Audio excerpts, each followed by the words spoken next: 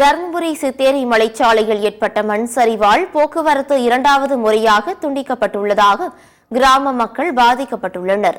அரூர், பாப்பிரெட்டிப்பட்டி, சித்தேரி உள்ளிட்ட பகுதிகளில் சுமார் 3 மணி நேரத்திற்கும் மேலாக கனமழை வெளுத்து வாங்கியது. இதன் காரணமாக சித்தேரி கிராமத்திற்கு செல்லும் சாலையில் சூரியக்கடை பிரிவு சாலை அருகே மண் சரிவு ஏற்பட்டது. இதனால் சூரியக்கடை, சித்தேரி, பேரரிபுத்தூர் மற்றும் அதனை சுற்றியுள்ள 63 மலை கிராமங்களுக்கான போக்குவரத்து முற்றிலுமாக துண்டிக்கப்பட்டது.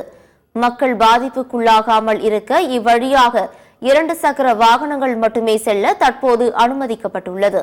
ஏற்கனவே பெஞ்சல் புயல் காரணமாக இங்கு மண் சரிவு ஏற்பட்டது.